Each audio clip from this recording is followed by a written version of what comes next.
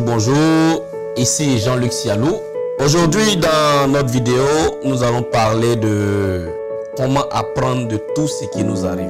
Généralement, nous traversons beaucoup de situations. Nous traversons beaucoup d'épreuves. Nous n'avons pas souvent l'intelligence, la sagesse de nous asseoir et de chercher à comprendre ce qui arrive, pourquoi ça arrive et de tirer le meilleur de toutes les situations qui nous arrivent. Certaines situations souvent arrivent pour nous apprendre, pour nous former, pour nous donner de l'énergie, de la force pour pouvoir continuer notre chemin. Aujourd'hui, dans cette vidéo, nous allons parler vraiment de cet aspect-là et vous allez comprendre, comme moi j'ai compris. On se retrouve tout à l'heure après le jingle.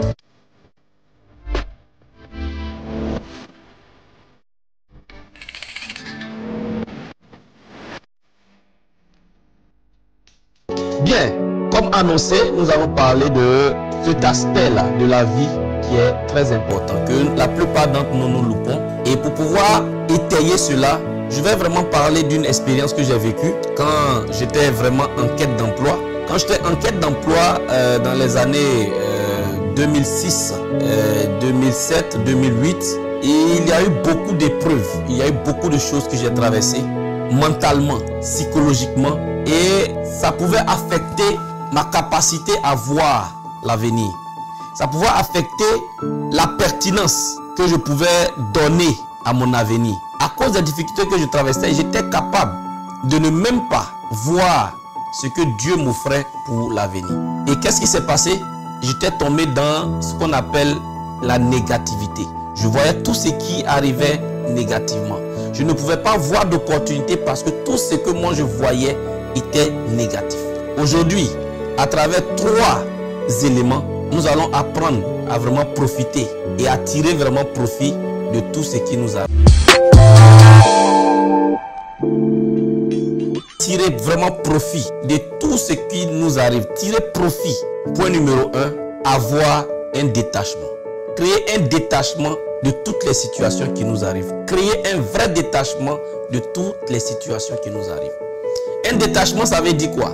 Ça veut dire que tout ce qui nous arrive, arrive aussi à d'autres personnes. Et la manière dont nous gérons ce qui nous arrive, c'est ce qui va déterminer les résultats que nous allons avoir.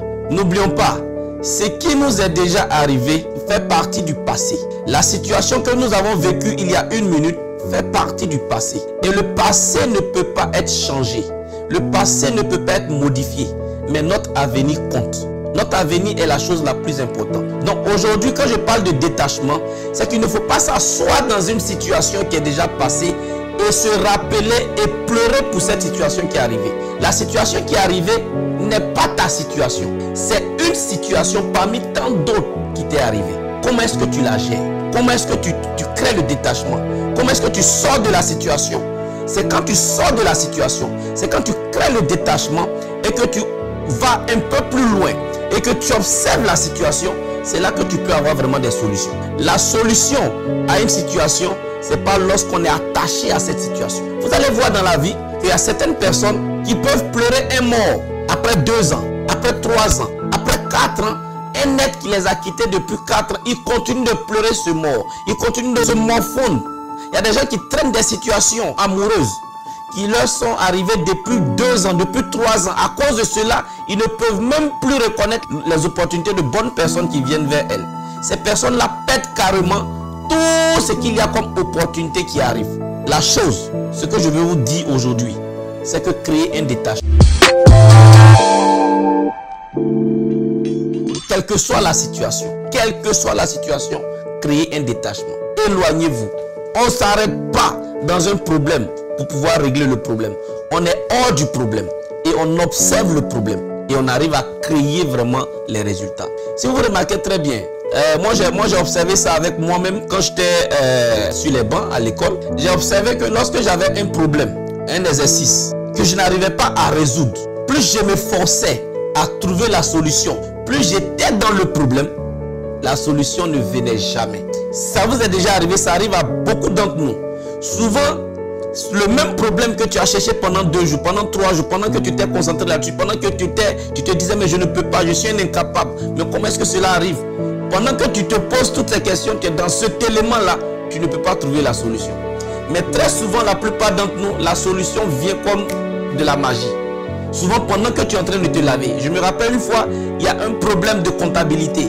Un exercice de comptabilité qui me fatiguait. Je voulais trouver forcément la solution. Je vous assure, c'est sous la douche. Pendant que j'étais en train de me laver, paf, la solution est arrivée. Pourquoi? Parce que désormais, j'étais relax. Quand vous êtes dans le problème, vous n'êtes pas relax. Quand vous êtes dans la situation, vous êtes attaché à ce qui vous est arrivé, vous n'êtes pas relax. C'est dans le calme que toutes les solutions arrivent.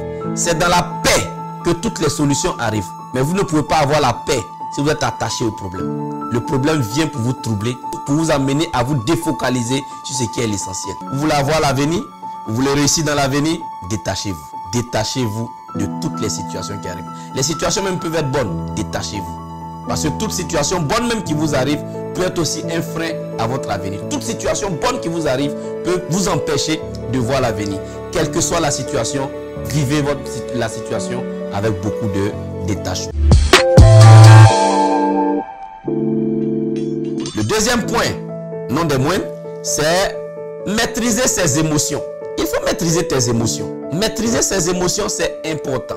Pourquoi? Parce que les émotions nous amènent à ne pas être vrais dans ce que nous sommes en train de prendre comme décision. Les émotions nous amènent à nous précipiter souvent dans nos décisions. Toute décision que nous avons prise dans l'émotion, dans le stress, que nous avons prise dans la joie, dans une très grande joie, tu prends une décision, souvent ce n'est pas une très bonne décision. Ne prenez pas de décision dans l'émotion. Maîtriser ses émotions, c'est arriver à se calmer, analyser la situation avant de prendre une décision, avant de prendre des résolutions. Il faut pouvoir être hors d'une forte émotion. Je me rappelle encore, quelqu'un m'a expliqué, quand on faisait une activité ensemble, quelqu'un m'a expliqué une situation où quand il a commencé à avoir des revenus dans son activité et que les revenus étaient devenus des revenus assez réguliers, il avait commencé à gagner régulièrement de l'argent. Il était dans la joie de commencer à gagner quelque chose. Et dans sa famille, pratiquement tout ce qui arrivait, il était capable de dire ok, je prends ça en charge. Je prends ça en charge. Je prends ça en charge. La situation qu'il m'a expliqué, c'est que il a sa soeur qui est au village, qui venait d'accoucher. Et à cette période, il gagnait régulièrement de l'argent. Il gagnait régulièrement de l'argent. Et lorsque sa soeur a accouché, dans l'émotion, dans la joie, il dit non, l'enfant qui vient de naître, c'est mon enfant. Je vais m'occuper de l'enfant depuis qu'il est né jusqu'à ce qu'il grandisse, jusqu'à ce qu'il aille à l'université. Qu'est-ce qui s'est passé? Est-ce que c'est mauvais ce qu'il veut faire? Ce n'est pas du tout mauvais. Ce n'est pas mauvais de prendre ce genre d'engagement. Mais sur quelle base sur quoi il s'est basé pour prendre cet engagement? Sur quoi est-ce qu'il s'est basé pour prendre cet engagement? C'est dans l'émotion. C'est dans l'émotion qu'il a pris cet engagement. Pourquoi est-ce que je dis cela? C'est parce que 1 an, 2 ans, 3 ans après, il est en train de regretter la décision qu'il a prise. Il est en train de se dire, mais est-ce que j'ai bien réfléchi? Pourquoi? Parce que tu peux être dans l'émotion et penser que la situation est une situation qui va perdurer. Mais quand il a commencé à avoir des difficultés et qu'il a commencé à voir qu'on lui demandait de s'occuper de cet enfant-là, il a vu que la décision qu'il a eu à prendre n'était pas une bonne décision. Voici ce que l'émotion peut nous conduire à faire. Cette émotion, elle est toxique. Prenons nos décisions dans le calme. Toute décision que tu prends, toute résolution que tu prends dans la colère, dans la grande joie, dans l'angoisse, dans le stress, toute décision que tu prends à cette période-là, généralement, tu es en train de détruire ton avenir. Dans le calme, comme je l'ai dit au départ, on est plus posé, on peut prendre de meilleures décisions. L'émotion peut être toxique. Même une bonne émotion peut être toxique dans une prise de décision. Lorsque nous sommes en train d'avancer vers notre avenir, nous cherchons un avenir à Dieu, il y a des choses qu'il faut pouvoir se séparer, calmer nos émotions, chercher à ne prendre l'habitude de ne pas prendre de décision lorsqu'on est trop émotif. Quelqu'un vient de perdre quelqu'un, tu es émotif, ne prends pas de décision. Tu viens de perdre quelqu'un d'important, tu es émotif, ne prends pas de décision. Calme-toi, laisse 1 jour passer, laisse 2 jours passer, laisse 3 jours passer. Dans le calme, tu descends et puis tu dis ok, voici ce qu'on va faire. Voici ce qu'on va faire. Ne te hâte pas à prendre des résolutions. Ne te hâte pas à prendre des résolutions. Parce que souvent, la parole que tu as déjà fait sortir est souvent enregistrée et c'est sur ça que les gens vivent. Et c'est ça que les gens tiennent. Et n'oublions pas que ta parole que tu as donnée souvent détermine qui tu es ou bien qui tu vas devenir. Et le troisième point que nous allons analyser, c'est d'être orienté vers l'avenir. Tous ceux qui sont orientés vers l'avenir ne vivent pas dans leur passé. Si vous cultivez l'habitude d'être orienté vers l'avenir, réfléchis sur ce qui va arriver, réfléchis sur les bonnes choses qui vont arriver, plutôt que sur les mauvaises choses qui sont déjà passées, plutôt que sur les bonnes choses qui sont déjà passées, vous allez toujours avoir de nouvelles choses. Regardez très bien comment le planteur arrive à vivre toutes les années. C'est parce que quelle que soit la bonne récolte qu'il a eue l'année précédente, il cherche une autre bonne récolte. Le planteur ne vit pas sur ce qu'il a déjà récolté. Le planteur ne vit pas sur ce qu'il a déjà cueilli. Le planteur ne vit pas sur son grenier qui est déjà plein.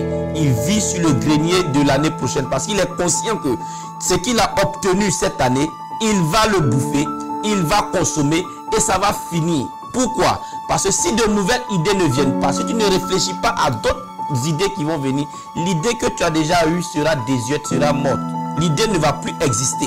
L'idée sera vieille dans 1 an, dans 2 ans. Donc il faut venir toujours avec de nouvelles idées. Pourquoi? Celui qui voit l'avenir ne reste pas dans son présent, ne reste pas dans son passé, ne ressasse pas son passé. L'avenir, c'est pour ceux qui ont l'envie d'avoir de nouvelles choses. L'avenir, c'est pour ceux qui ne vont pas aller se morfondre de ce qui leur est arrivé hier, de ce qui leur est arrivé avant-hier.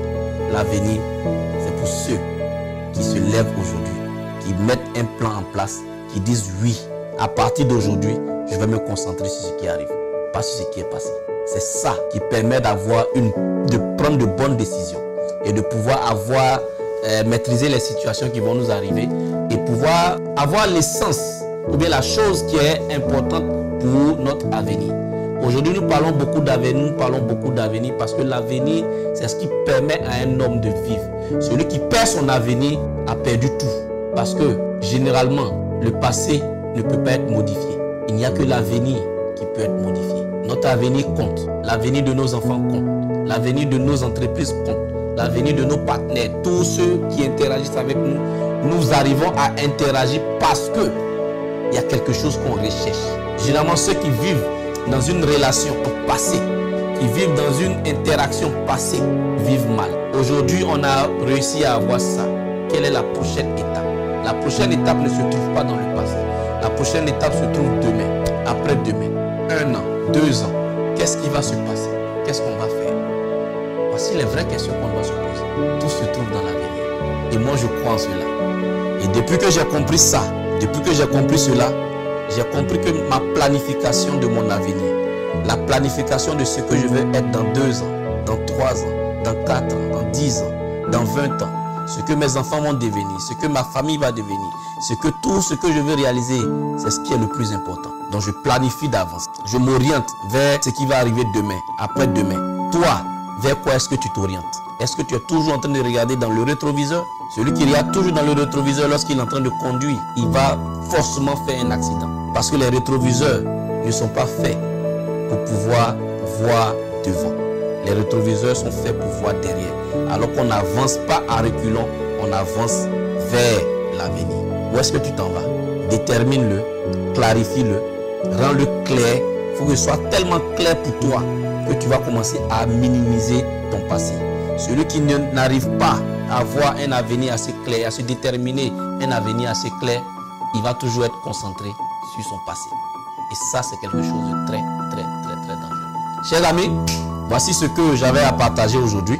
Comment apprendre de chaque situation qui nous arrive. C'est le thème que nous avons abordé aujourd'hui. Si cette vidéo vous a vraiment plu, n'oubliez pas de vous abonner, activer la cloche de notification pour ne pas manquer les prochaines vidéos qui vont venir. D'ici là, portez-vous bien et vivez une vie avec beaucoup d'enthousiasme. Bye bye.